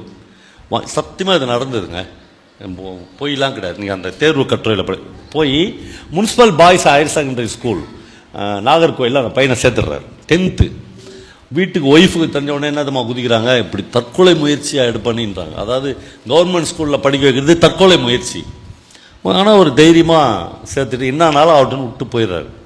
அவர் எழுதுறாரு, என் பையன் வந்து அதுக்கப்புறம் அவனுடைய வாழ்க்கையை நான் கவனிச்சேன். அவன் ரைட்டர்ல, அவன் வந்து ஒரு நாள் வந்து எனக்கு அமிர்தாஞ்சன் தைலம் போட்டு கழுத்து வலிக்குதுன்னு அவனை வெறும் முதுவோட தேய்க்க சொன்னேன். திடீர்னு 2 சொட்டு சூடா என் மேலே ஏதோ ஊழிச்சு. திரும்பி பார்த்தா அவன் அழுகுறான். அழுவி அவன் என்ன கேட்குறான் அவங்க அப்பாட்ட, அப்பா நான் வந்து டேபிள் துடைக்க கூட லாய்க்கு ஆக மாட்டேன் அப்பான்னு கேட்குறான். இது யாருன்னா டீச்சர்ல அம்மா. இவங்க அம்மா ஜெயமோகன் ஒய்ஃப் என்ன சொல்றாங்கன்னா, நீ உன்னை டேபிள் துடைக்க கூட எவனோ எடுத்துக்க மாட்டான்றாங்க. இப்போ அந்த பையனுக்கு சந்தேகம் வந்தது எதுனா, டேபிள் துடைக்கிறதுக்கு நம்மளால முடியுமா முடியாதான்னு அப்பாட்ட கேட்குறான். அப்பா ஏஞ்சி அவனை அனுப்பிச்சுக்கிறார். சொல்றாரு, 4 தலைமுறைக்கு என்கிட்ட ஒரு படத்துக்கு நான் வந்து 3 கோடி ரூபாய் 4 கோடி ரூபாய் ஆகுறேன், அவ்வளோ காசு இருக்குது. நீ வேலைக்கே போவாத, நீ புத்திசாலி பையன் இல்லைன்னா வேற யார் புத்திசாலி? அவரு தான் பையனுடைய குவாலிஃபிகேஷன் சொல்றாரு. ஆகா பெருமாள் எழுதின 600 பக்க குமரி மாவட்ட வரலாறுன்ற ஒரு புத்தகத்தை நான் சபதமிட்டு சொல்லுகிறேன். இந்த மாவட்டத்தில் உள்ள ஒரு ஹிஸ்டரி ப்ரொஃபஸர், ஒரு ஹிஸ்டரி பிஜி அசிஸ்டன்ட், ஒரு தமிழ் ப்ரொஃபஸர், ஒரு தமிழ் பிஜி அசிஸ்டன்ட் கூட ஒரு வாரத்தில் படிக்க முடியாது. இந்த பையன் 2 நாளில் படிச்சிடுவான்றார். இந்த பையன் அந்த புத்தகத்துக்கு ப்ரூஃப் பார்த்து கொடுத்தான். இவன் எப்படி முட்டாளா இருக்க முடியும்? நீங்க சொல்ற ஃப்ரேம்குள்ள அவன் அடங்காதவனாக இருக்கலாம், அல்லது வேணும்னே கூட அவங்ககிட்ட நடிக்கலாம். இந்த 2 விஷயம் இருக்கு. இதெல்லாம் உங்களால் கண்டுபிடிக்க முடியாது. மனதுக்குள்ளாக நினைக்கிற. இப்ப இந்த பையன் கவர்மெண்ட் ஸ்கூலுக்கு போயிட்டான். அவனுடைய வாழ்க்கை முறையே மாறுகிறது. எப்படி மாறுதுன்னா, அவங்க வீட்டில் ஒரே பையன் அவன். அதனால டெய்லி அவனுக்கு மீன், சிக்கன் எல்லாம் செஞ்சு 6 அடுக்கு கேரையில் 10th படிக்கிற பையனுக்கு சாப்பாடு. இப்போ எடுத்துன்னு போய் அவன் ஸ்கூலில் வச்சான்னா, இவன் சாப்பாட்டுக்காக எல்லா ஸ்டூடெண்ட்ஸ் வெயிட் பண்ணுவாங்க. யார் கையில் கிடைக்குதோ 4-5 பேர் அதை பிச்சு எடுத்துக்குவாங்க. ஒரு நாளும் இவன் அந்த சாப்பாட்டை சாப்பிட்டதே இல்லை, வீட்டு சாப்பாடு. சரி, இவன் சாப்பாட்டுக்கு என்ன சார் பண்ணுவான்னா, பக்கத்துலேயே ஒரு பெருமாள் கோயில் இருக்குது. அந்த பெருமாள் கோயிலில் தினந்தோறும் அன்னதானம் நடக்கும். அன்னதான வரிசையில் நான் ரெகுலராக அஜியை பார்ப்பேன்னு ஜெயமோகன் எழுதுறாரு. பஸ்ஸில் போகும்போது பார்த்தா அவன் அன்னதானத்துக்கு நின்று இவன் சாப்பாட்டு யாரோ சாப்பிட்ருவாங்க. 2வது, கான்வென்ட்லேயே படித்த அந்த பையனுக்கு தமிழ்நாட்டில் ரொம்ப விஷத்தை விட ரொம்ப கொடுமையான விஷயம் ஜாதி அப்படின்றது தெரியாது. இப்போ ஸ்கூல், கவர்மெண்ட் ஸ்கூல் ஜாதி என்னன்னு தெரியுது. இவன் கிளாஸ்ல 4-5 பேர் நாகர்கோயிலுக்கு பக்கத்தில் உள்ள சின்ன சின்ன காடுகளில் சுள்ளி பொறுக்கி அதை கட்டி ஒரு இடத்துல அந்த சந்தையில வித்து அந்த காசில் ஸ்கூலுக்கு பஸ் ஏறி வருகிறார்கள். இவ்வளவு வறுமையில் உள்ள குழந்தைகள் நம் கூட படிக்கிற ஸ்டூடெண்ட்ஸ் என்பது அந்த பையனுக்கு தெரியாது. நம்பர்களே, இப்ப இந்த கட்டுரையை ஜெயமோகன் எங்கிருந்து எழுதுகிறார் என்றால், இன்னும் 10 நிமிடங்களில் 10th எக்ஸாமுக்கு ரிசல்ட் வரப்போகிறது. கம்ப்யூட்டர் முன்னாடி அவரும் அவர் ஒய்ஃப் அவர் தோலை பிடிச்சி நின்றுக்கிறாங்க. இவர் கம்ப்யூட்டர் முன்னாடி உட்காராங்க. ரிசல்ட் வரப்போகிறது. ஒய்ஃப் சொல்கிறாங்க, ஒரு 400 மார்க் கூட வாங்கலன்னா ஜெயமோகன் பையன்னா அசிங்கம் இல்லையா ஜெயமோகன் கேட்குறாங்க. அவருக்கு மனம் லேசாக பதறது. ஆனால் சொல்கிறாரு, பரவாயில்ல, ஜஸ்ட் பாஸ்னா விட எனக்கு போதும் என்று சொல்கிறார். அப்புறம் 10 நிமிஷம் பொறுத்து ரிசல்ட் வருகிறது. ரிசல்ட் ஆன் பண்ணி அவன் பையன் நம்பர் போட்டு பார்க்கிறார். அவன் 489 மார்க் 500க்கு எடுத்து நாகர்கோயில் கல்வி மாவட்டத்தில் 2nd ரேங்க் எடுக்கிறான். அப்போ இவங்க பயங்கர ஷாக் ஆகிறாங்க. இந்த பையன் எப்படி இவ்வளோ மார்க் எடுத்தான்? புத்தி சுவாதம் இல்லா பையன், முட்டாள் பையன், களிமண் வச்சுக்கிற பையன்னா அவன் ஒரு ரூமில் தான் இருந்துறான். அவன் வெளியே வந்து அவங்க அப்பாட்ட, என்னப்பா உன்னை நான் ஏமாத்துந்தான் அப்படின்னு கேட்டானா. ஏன்னாப்பா இதெல்லாம் ஜுஜிபிப்பா எனக்கு 10th. அவன் அந்த வயசில் அவ்வளோ படித்த பையன். அப்போ என்னன்னா, வெறும் மதிப்பெண்கள், போட்டிக்கு தேர்வுபடுத்தப்படுகிற மதிப்பெண்களை பெற வைக்கிறது ஒரு பெரிய விஷயமே இல்லை. இந்த வாழ்க்கையை, சமூகத்தை, ஜாதியை, வர்க்கத்தை, ஏழ்மையை, வறுமையை புரிந்து கொண்டு அதிலிருந்து எக்ஸாம் எழுதி மார்க் எடுக்கிறான்ல, அந்த பையன் 10 மார்க் கம்மியாக எடுத்தா கூட அவன் தான் தி பெஸ்ட் ஸ்டூடெண்ட். ஏன்னா இப்படி நம்ம மார்க்குக்காக தயார்படுத்தி நீட் எழுதி எக்ஸாம் எழுதி அவன் இப்போலாம் எம்பிபிஎஸ் படிக்கிற அந்த பெற்றோர்களை பார்த்து இருந்தாங்க, உங்கள் பையன் டாக்டர் ஆகிட்டுன்னு அழுகுறாங்க அந்த பெற்றோர்கள். என்னன்னா எம்பிபிஎஸ்ஸால் என்ன சார் பிரயோஜனம்? இன்னும் அவன் பையன் கொளுத்து வேலைக்கு போய்ட்ட மாதிரி சொல்கிறான். ஏன்னா பிஜி படிக்கணும் சார். இப்போ அதுக்கு ஒரு 70 லட்சம் 80 லட்சம் 1 கோடி தேவைப்படுது சார். சரி, பிஜி ஃபஸ்ட்டு, அதுக்கு ஒரு நீட் எழுதிட்டு இந்த பையன் மறுபடியும் புதுக்கோட்டையில் வந்து டிஸ்பென்சரி வைக்கிறான். நீங்கள் ஒரு வைரல் ஃபீவர்னு பாருங்க, எதுக்கும் ஒரு எம்ஆர்ஐ எழுதுறீங்களா சார், எடுத்துருங்களா சார் அப்படின்னு சீட்டு கொடுக்குறான். என்னடான்னு பார்த்தா, இந்த எம்ஆர்ஐ கம்பெனிலேருந்து அவனுக்கு ஒரு எம்ஆர்ஐ எடுத்தால் 2500 ரூபாய் கமிஷன். கேவலமாக இருக்குல்ல இது. இதுக்காடா நீ வந்து பிஜி படித்த, இதுக்காக நீ வந்து ஒரு ஒரு நம்முடைய தேசத்தின் மக்களுக்கு அடிப்படையில் நின்று கீழே நின்று பணியாற்றக்கூடிய ஆளா நீ வர வேணாமா? அந்த உன்னுடைய மூச்சு காற்று அந்த டாக்டர் மேல பட வேணாம். எந்த டாக்டர் மேல மூச்சு காற்று பட்டுச்சு? தனித்தனியா ஒரு ஏசி ரூம்ல உட்காந்துன்னு ஒரு நாளைக்கு 30,000 ரூபாய் 40,000 ரூபாய் கல்லா கட்ட வேண்டிய கட்டாயத்திற்கு இந்த கல்வியே அவர்களை அனுப்பி இருக்கிறது என்றால் நமக்கு என்ன பெரிய பெருமிதம் இருக்கும். இந்த மாதிரி ஸ்டூடெண்ட்டை உருவாக்கிட்டேன். நான் எலக்ட்ரிசிட்டி போர்டில் அட்மினிஸ்ட்ரேட்டிவ் ஆஃபீஸராக இருந்தேன். ஒரு 100 முறை சொல்லியிருப்பேன். எல்லாரும் எழுதுவாங்க, பவா இதை மறுபடியும் சொல்கிறேன். ஆமாம், மறுபடியும் தான் சொல்லுவேன். எனக்கு எங்கள் ஆஃபீஸில் ஒரு இந்த 24-25 வயசில் சுடிதார் போட்டுன்னு அப்படியே பெண்கள் அசிஸ்டன்ட் இன்ஜினியர்ஸாக ஜாயின் பண்ணுவாங்க. ட்ரிபிள் இ முடிச்சுட்டு வருவாங்க. அப்படியே அந்த பெண்கள் ஆஃபீஸ்க்கு வரும்போது தேவதைகள் மாதிரி வருவாங்க. முதல்ல கவர்மெண்ட் ஆஃபீஸ்க்கு வர பெண்கள்லாம் தேவதைகள் மாதிரி தான் வருவாங்க. ஆமாம், ஒரு 2 மாதம் அதில் பழகிட்டோம், பிசாஸ் மாதிரி ஆகிடுவாங்க. எல்லா கரப்ஷனும் தெரிஞ்சிடும் அவங்களுக்கு. அது ஒரு பொண்ணு வந்த உடனே என்கிட்ட கேட்குது, பாஸ் சார் நம்ம ஆஃபீஸில் எப்படி பழக்கம்ச்சு? உண்மையிலே நான் ஏமாந்துட்டேன். என்னம்மா பழக்கண்ணே? இல்லை சார், காசு நீங்கள் வாங்கி கொடுப்பீங்களா, நாங்களே வாங்கிக்கலாமான்னு சார். ஒரு இத்தனை வருஷம் engineering college, higher secondary, school education எல்லாம் ஒரு குழந்தை இதுக்காக சார் தயார் பண்ணி அனுப்புது. தனித்தனியாக வாங்கிக்கலாமா, இல்லை அட்மினிஸ்ட்ரேட்டிவ் ஆஃபீஸர் வாங்கி பிரித்து கொடுப்பாரான்னு போய் கேளுமா, நான் சொல்லி அனுப்புது. களை வெட்டுற பொம்பளை இந்த பொண்ணை விட ரொம்ப உன்னதமான பொம்பளைன்னு நான் நினைக்கிறேன். அவளுக்கு எந்த பிரச்சனையும் இல்லை. களை வெட்டிட்டு 200 ரூபாய் கொடுங்க சார் அப்படின்னு போயிடுறாங்க. அப்போ இந்த மனித மாண்பை, மனித ஒழுக்கத்தை, மனித அறத்தை கல்வி கூடங்கள் நேரடியாக இல்லை, தங்கள் வகுப்பறைகளின் மூலமாக, தங்கள் போதிக்கிற பாடங்களின் மூலமாக, தாங்கள் வாசிக்கிற கதைகளின் மூலமாக மக்களுக்கு ஒரு வகையில் செலுத்தி கொண்டே இருக்க வேண்டும் இல்லையா? அது ரொம்ப முக்கியம். இந்த இடத்துல ஒரு ஆசிரியருடைய இடம் அப்படின்றது மிக மிக உன்னதமான இடமா இருக்கு. மாடசாமி நான் ஏதோ மாடசாமியினுடைய புஸ்தகத்தை படிச்சுட்டு அதுலேருந்தே நிறைய விஷயத்த பேசலாம் அப்படி இல்லை. நமக்கு ரொம்ப ரிலேட்டிவாக இருக்கிறதுனால சில இடங்களை நான் கோட் பண்ணுறேன், அவ்வளோதான். மாடசாமியுடைய அந்த புத்தகத்தில் ஒன்று சொல்கிறாரு, ஒரு ஸ்கூல் கேம்பஸ்குள்ள 10 வாத்தியார் இருக்கிறீங்க. ஒரு ஒரு ஹை ஸ்கூல் கிளாஸ் ரூமில் நீங்கள் பாடம் எடுக்கிறீர்கள். இந்த 10 ஆசிரியர்களும் மறுபடியும் போய் ஸ்டூடெண்ட்ஸ் முன்னாடி நின்று பேசுகிறீங்களா, போதிக்கிறீங்க, அது மட்டும்தான் டீச்சிங்கான்னு கேட்குறாரு. எவ்வளோ பெரிய ஒரு விஷயம்.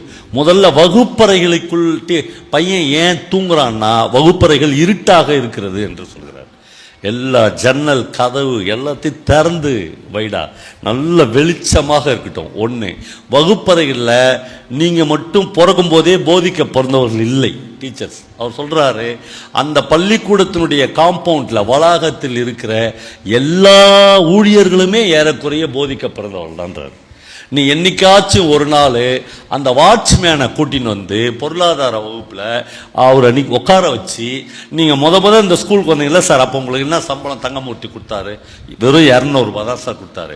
இப்போ என்ன வாங்குறீங்க? நான் 12,500 ரூபாய் வாங்குறேன். 10,000 ரூபாய் இன்க்ரீஸ் ஆகிது. அதுக்கு எத்தனை வருஷம் ஆச்சு? அப்பன்னா உங்களுடைய விலைவாசி, இப்போ என்ன விலைவாசி, கட்டுப்படி ஆகுதா, கடன் வாங்க, இதை விட ஒரு எக்கனாமிக்ஸ் கிளாஸ் இருக்குன்னு நினைக்கிறீங்களா? நீங்கள் நீங்கள் ஏன் வெறுமனே வாயில போதிக்கணும்னு நினைக்கிறீங்க? ஒரு அம்மா பெருக்கிற அம்மா ஒரு கிளாஸ் ரூம்ல மாடசாமி தான் எழுதுகிறார்.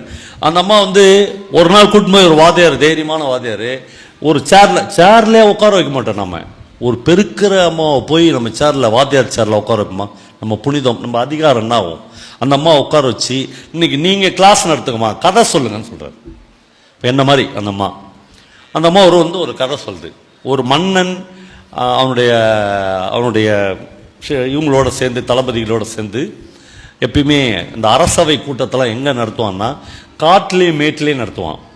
அவங்க அப்போல்லாம் சேர் கிடையாது, எங்கேயாவது ஒரு கல்லில் உட்காந்து பண்ணுவாங்க. அப்போது ஒரு தளபதி சொல்கிறான், ராஜா நம்ம மன்னர்களாகவே ஆயிட்டோம், இன்னும் காட்டிலேயே மோட்டிலேயே கல்லுலேயும் உட்காந்து கதை சொல்ல முடியுமா, நம்ம கிளாஸ் இது நடத்த முடியுமா, அரசவை கூட்டத்தை, இதுக்கு ஏதாவது ஒரு இருக்கை கண்டுபிடிங்கன்ற.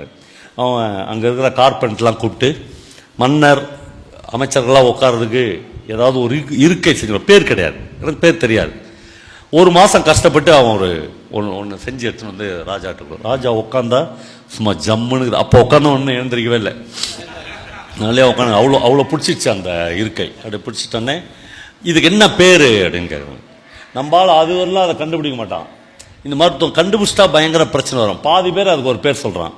மீதி பேர் அது எதிரான ஒரு பேர் சொல்றான். 2 பேர் அடிச்சு மாஞ்சி 2 கொலை, பேர் வைக்கிறதுல. கடைசியில் ஒருத்தன் சொல்றான், ராஜா இவ்வளோ பிரச்சனை எதுக்குங்க, செஞ்சவனே கூட்டின்னு வந்து கேட்டுறாங்களங்க, அதுக்கு ஒரு பேர். யாரு?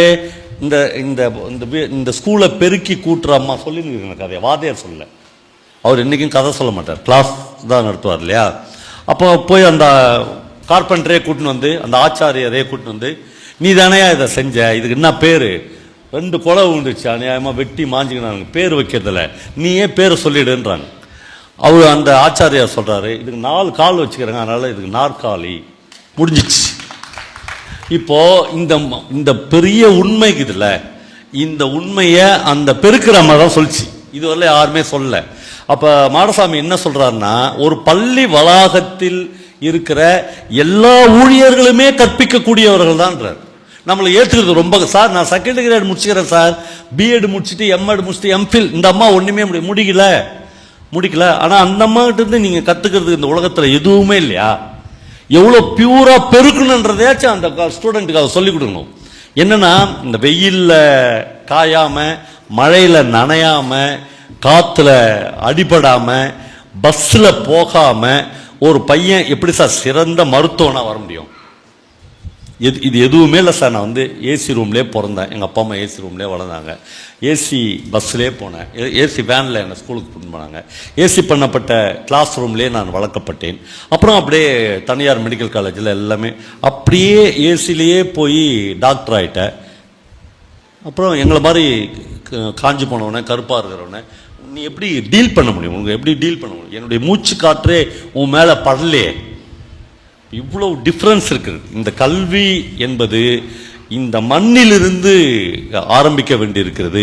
இந்த மண்ணின் மக்களோடு ஒரு ஆசிரியர் கைகுலுக்க, நான் சொல்றது ரொம்ப கஷ்டமா இருக்கும். ஒரு பெரிய ரைட்டர், நான் பேர் சொல்லல, அவர் எழுதுற கோவில்பட்டிக்கு பக்கத்தில் ஒரு ஆக்சிடென்ட் நடந்துச்சு, ஒரு கார் ஆக்சிடென்ட் ஆயிடுச்சு. அந்த காரில் நிறைய பேர் உயிருக்கு போராடி கொண்டிருக்கிறார்கள். எதிரில் வர ஒருத்தர் வண்டியை நிறுத்திட்டு போய் பார்க்குறாரு. 2-3 பேர், ஒருத்தர் போயிட்டாரு, ஒருத்தர் 2-3 பேர் துடிக்கிறாங்க. இவர் பார்க்குறாரு, காரில் டாக்டர்னு எழுதிக்குது. இவர் பேசாமல் காரில் ஏறி திரும்பி வந்துட்டார். என்ன சார் இது இவ்வளோ பாடுபட்டுன்னுட்டார். டாக்டர் தானே, விடுங்க செத்தா போகிறான்ட்டார். ஏன்னா இவ்வளோ வெறுப்பாங்க ஒரு டாக்டர் சமூகத்தின் மீதுன்னா. ஆமாம் சார், சமூகத்தில் வேற எதுக்காச்சும் இந்த டாக்டருங்க வந்துக்கிறாங்களா சார்? அந்த ரூமில் உட்காந்து ரூபாய் எழுதி கொடுக்குறது, மருந்து எழுதி கொடுக்குறது, மாத்திரை எழுதி கொடுக்குறது, அதில் எவ்வளோ அப்படி ஒரு கரப்ஷனான இடத்தை நோக்கி டாக்டர்ஸ் வந்து தள்ளப்பட்டார்கள். அந்த எழுத்தாளர் அதுக்கு கீழே எழுதுறாரு, நண்பர்களை நீங்கள் கோபித்துக் கொள்ளார்கள், பொது சமூகத்தில் ஒரு ஆசிரியர்கள் மேலேயும் இவ்வளவு வெறுப்பு இருக்கிறது என்பதை நீங்கள் தெரிந்து கொள்ளுங்கள்ன்ற. நீங்கள் வந்து இந்த கசப்பை, இந்த வேப்பங்காய் ஜூஸை நீங்கள் ஒரு டம்ளர் குடிச்சு தான் ஆகணும். அப்பதான் மாடசாமி மாதிரியான மாஸ்டர்ஸை கூட்டு வந்து நாங்களாம் கிளாஸ் நடத்தும் போது அவர் சொன்னாரு, ஆசிரியர்களே நீங்கள் தயவு செய்து உங்கள் கிரீடத்தை கழட்டி வையுங்கள் சொல்றாரு. அப்படிலாம் இல்லை. மாதா பிதா குரு தெய்வம்லாம் நான் சொன்னல, அந்த பீரியட்லாம் போயிடுச்சு. நீங்கள் ஒரு சராசரி டீச்சர், நீங்கள் ஒரு சராசரி மனிதன், நீங்கள் சராசரி அப்பா, நீங்கள் சராசரி கணவன். அதற்குள்ளாக இருந்து இந்த வாழ்க்கையை, இந்த பள்ளியை, இந்த மாணவர்களை எப்படி மேம்படுத்துவது என்பதை பற்றி விவாதி. நான் டீச்சர் சார், என்னுடைய கிரீடம் அப்படியே தான். உங்களோடு விவாதிக்கவே முடியாது, உங்களோடு பேசுவதற்கு என்னிடம் சொற்களே இல்லை. தயவு செய்து கிரீடத்தை கழட்டி வைத்துவிட்டு நாம 2 பேரும் மிக சகஜமாக பேசிக்கொள்ளலாம் என்று மாடசாமி சொல்லுகிறார். நம்மளை கடைசியாக ஒரு முடிக்கலாம்ல, ஒரு விஷயம் சொல்லி முடிக்கிறேன். ஒரு டீச்சர் என்பவர்களுடைய மிக மிக அதிகபட்ச அறம், அதிகபட்ச முருகபாரதி சொல்லுகிற மாதிரியான ஒழுக்கம், நேர்மை என்பது எதன் உச்சம் என்று நான் கருதுகிறேன் என்றால், சுந்தரராமசாமி எங்கள் டீச்சர் என்று ஒரு கதை எழுதியிருக்கிறார். நான் தொகுத்த ஒரு புத்தகத்தில் அந்த கதையை எடுத்து போட்டிருக்கிறேன். அது ஒன்றும் இல்லை, நாகர்கோயில் மாவட்டத்தில் 1950களில் நான்லாம் பிறக்காததுக்கு முன்னாக இருந்த ஒரு திருவிதாங்கூர் சமஸ்தானத்தில் இருந்த ஒரு பள்ளிக்கூடத்தில் 22 ஆண் ஆசிரியர்களும் பத்மாவதி என்கிற ஒரே ஒரு மேத்ஸ் பிடி அசிஸ்டன்ட்டும் வேலை பார்க்கிற பள்ளிக்கூடம் அது. இந்த பத்மாவதிக்கு துணையாக இன்னொரு பெண் டீச்சர் இந்த ஸ்கூலுக்கு வரமாட்டார்களா என்கிற ஏக்கம் ஆண் ஆசிரியர்களுக்கும் உண்டு, பத்மாவதிக்கும் உண்டு. பத்மாவதி கட்டி கொண்டு வருகிற காட்டன் விதவிதமான காட்டன் புடவைகளை பார்த்து இது பிரமாதமான காட்டன் எங்கக்கா வாங்கினீங்க என்று சொல்வதற்காவது இன்னொரு பெண் டீச்சர் வர வேண்டுமே என்று பத்மாவதி டீச்சரும் 22 வருஷமாக பத்மாவதி மூஞ்சிலேயே முழிக்க வேண்டியிருக்கிறதே என்றும் வேறொரு அழகான டீச்சர் வந்தால் 2 பேரையும் சேர்த்து பார்க்கலாமே என்று ஆணாசிரியர்களுக்கு உள்ள அபிலாஷையும் சேர்ந்து கடவுளையும் அரசாங்கத்தையும் வேண்ட வைத்து ஒரு நாள் எலிசபெத் என்கிற ஒரு டீச்சரை இந்த ஸ்கூலுக்கு கவர்மெண்ட் மாற்றி கோட்டயத்திலிருந்து மாற்றி ஒரு ஆணை போடுகிறார். நண்பர்களே, நான் கூட இப்போ சமீபத்தில் பருதியினுடைய லைஃப்லேருந்து எடுத்து ஒரு கதை எழுதினேன். அதில் இந்த எலிசபெத், ஃபிலோமி, புனித இருதய மேரி எல்லாம் கிறிஸ்டின் பேரில், இந்து பேருங்குது. இந்த மாதிரி ஸ்வேதா, அந்த மாதிரி மாடர்ன் பேர் இருக்குது இல்லை, அதுக்கு எல்லாமே நாம் ரொம்ப அழகான பெண்களை கற்பனை பண்ணிக்குவோம். இந்த மாரியம்மா அந்த மாதிரி பேர்னா இதெல்லாம் கொஞ்சம் மொக்கையாக இருக்கும் அப்படின்னு நினச்சிக்குவோம். அவன் அந்த பேரை பார்த்து அப்படி பண்ணிக்குவோம். இப்போ எலிசபெத் டீச்சர் ஸ்கூலுக்கு வந்துட்டாங்க போஸ்ட் ஆகி. நம்ம இதுக்குள்ளே போயிட்டோன்னா அது ஒரு பெரிய கடல், அதுக்குள்ளே போக வேணாம். வந்தோடனே ப்ரேயர் நடந்துனே இருக்குது. எலிசபெத் டீச்சரு கேட் வழியாக வராங்க. இவங்க தான் எலிசபெத்துன்னு எல்லாருக்கும் தெரிஞ்சிச்சு. பத்மாவதி டீச்சர் ஓடி போய் அவங்க இடுப்பில் அப்படி கையை அணைச்சி 2 பேரும் அந்த காட்டன் சேரீயோடு நடந்து வர அழகு இதில் சுந்தராமசாமி எழுதுகிறார். ஒரு பேரழகு அது. 2 ஓவியங்கள் நடந்து வருவது மாதிரி அவர்கள் 2 பேரும் நடந்தார்கள். ஆனால் யார் கண்பட்டதோ தெரியவில்லை என்று ஒரு புல் ஸ்டாப் வைக்கிறார். இப்போ கதை வேற எங்கேயோ ட்விஸ்ட் ஆக போகுதுன்னு தெரிஞ்சிச்சு. என்னன்னா 10th ஏவுக்கு Padmavathi teacher class teacher, 10th பிக்கு எலிசபெத் டீச்சர் கிளாஸ், 2 பேரும் மேத்ஸ் டீச்சர். அதான் முக்கியம். இப்போ இவங்க ஒரு வருஷமும் ஒரு குறிப்பிட்ட ஸ்டூடெண்ட்டை ஒரு கண்ணாடி போட்டுன்னு, எப்பவுமே இந்த கண்ணாடி போட்டுங்கிற பொண்ணுங்க 100க்கு 100 வாங்கிடுவாங்க மேத்ஸில். அப்படி ஒரு ஐதீகம் உண்டு நமக்கு. அப்புறம் அந்த கண்ணாடி போட்ட பொண்ணை 100க்கு 100 வாங்க வச்சு ஸ்கூல் ஃபர்ஸ்ட் வர வச்சுன்னு பத்மாவதி டீச்சர் ட்ரை பண்ணுறாங்க. இப்போ எலிசபெத் டீச்சர் அவங்க ரொம்ப ஷார்ட் பண்ணி இந்த கதையை சொல்கிறேன் நான் ஒரு 2 நிமிஷத்தில். எலிசபெத் டீச்சர் பத்மாவதிக்கு போட்டியாக இவங்க கிளாஸில் இன்னொரு பையனை உருவாக்குறாங்க. இந்த பையனை 100க்கு 100 வாங்க. அது இப்படி நம்மளை மீறி இப்போ ஒரு மாதத்துக்குள்ள ஓவியம் மாதிரி வந்த டீச்சருங்க 2 பேருங்கிறாங்களே, அவங்க சிதைந்த ஓவியங்கள் மாதிரி மாறிட்டாங்க. இவங்க தனியாக வருவாங்க, அவங்க நைலாக்ஸ் புடவை கட்டின்னு வந்தால் இவங்க காட்டன் புடவை கட்டுவாங்க, இவங்க காட்டன் புடவை கட்டினா அவங்க நைலாக்ஸ் புடவை. 2 பேருக்கும் பயங்கர ஜென்ம விரோதமாயிடும். இப்போ அப்போலாம் பப்ளிக் எக்ஸாம் கிடையாது. ஒரு ஸ்கூல்லையுமே எக்ஸாம் நடந்து அவங்களே மார்க் போட்டுக்கலாம். அந்த மாதிரி எக்ஸாமே அங்கே தான் நடக்கும். இப்போ நான் டக்குன்னு எக்ஸாமுக்கு போயிடுறேன். மேத்ஸ் எக்ஸாம் நடக்கிறது. இப்போது எலிசபெத் டீச்சர் சூப்பர்வைசர் கிளாஸில் நடந்து கொண்டு, பக்கத்து ரூமில் பத்மாவதி டீச்சர் சூப்பர்வைசர். இவர்கள் பிளான் பண்ண ஒரு பொண்ணு எலிசபெத் டீச்சர் பிளான் பண்ண ஒரு பொண்ணு எக்ஸாம் 1 மணிக்கு முடிக்கணும் இல்லையா, 12:55க்கு முடிச்சிச்சு அந்த பொண்ணு. கம்ப்ளீட் எல்லாத்தையும் போட்டு பேப்பரை மடித்து டீச்சர் அப்படி போகும்போது கொடுக்குது. இப்படி கொடுக்கும்போது அந்த பேப்பர் அப்படி விரிஞ்சு தெரியுது. அப்படி கடக்கண்ணால் எலிசபெத் பார்த்துக்கினே நடக்கிறாங்க. நடந்துட்டு அந்த கடைசி கணக்கு வரலும் இன்னொரு தடவை பார்த்துருன்றாங்க. நீங்கள் நல்லா கதை கவனிக்கணும். கடைசி கணக்கு வரலும் எல்லா கணக்கையும் சரியாக போட்டியா அப்படின்னு சொன்னாங்க. போட்டேன் டீச்சர், கடைசி கணக்கை வரலும் இன்னொரு தடவை பார்த்துருன்றாங்க. அந்த பொண்ணு பார்க்குது.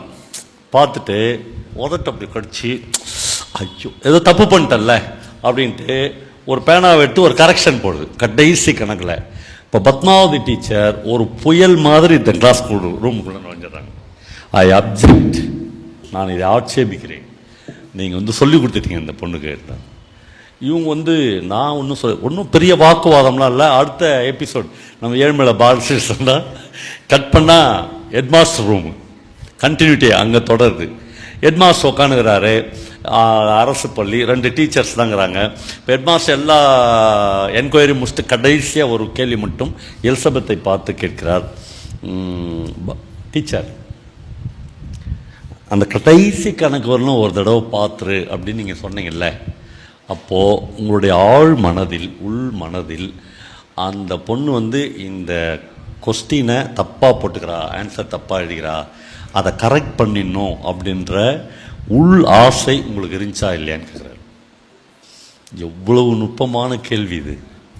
ஆமாம், சுந்தராமசாமி அந்த இடத்தில் எழுதுகிறார், இதற்கு எலிசபெத் டீச்சர் பதில் சொல்லவில்லை.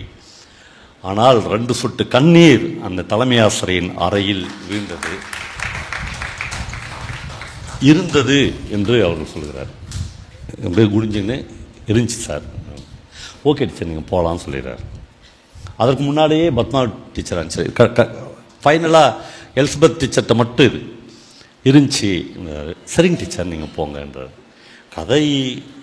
கதையை சுந்தராமசாமி எப்படி முடித்திருக்கிறார் என்றால், அன்றிரவே எலிசபெத் டீச்சர் தன்னுடைய வீட்டை காலி பண்ணி கொண்டு கோட்டயத்திற்கு போய்விட்டதாகவும் தன்னுடைய ராஜினாமா கடிதத்தை கூட அவர்கள் ஒரு பதிவு தபாலில் அனுப்பி வைத்ததாகவும் அதற்கு பின்னால் மாணவர்கள் பேசிக்கொண்டார்கள். ஆனால் நான் அதற்கு பின்னால் அந்த பள்ளிக்கூடத்தின் வாசலை கூட மிதித்ததில்லை என்று அந்த கதையை முடிகிறது. நண்பர்களே, நமக்கு இப்படி எலிசபெத் டீச்சர்களை பார்ப்பதற்கு ஆசையாக இருக்கிறது. இப்படி ஆசிரியர் என்பவனுடைய உன்னதங்கள் நம்முடைய தலைக்கு மேலே நாம் நிமிர்ந்து பார்க்க வேண்டிய இடத்தில் இருக்க வேண்டும் என்று நான் ஆசைப்படுகிறேன். இங்கே நிறைய பேர் கண்களை துடைப்பதை நான் பார்க்கிறேன். ஆமாம், எனக்கு ஒரு பேராசையாக, ஒரு கனவு ஆசிரியையாக எலிசபெத் மாதிரி ஒரு நகரத்திற்கு, புதுக்கோட்டைக்கு, திருவண்ணாமலைக்கு, திருச்சிக்கு என்று ஒரு 10 டீச்சர்ஸ் இருந்து விட்டால் மறுபடியும் மழை பெய்யும்.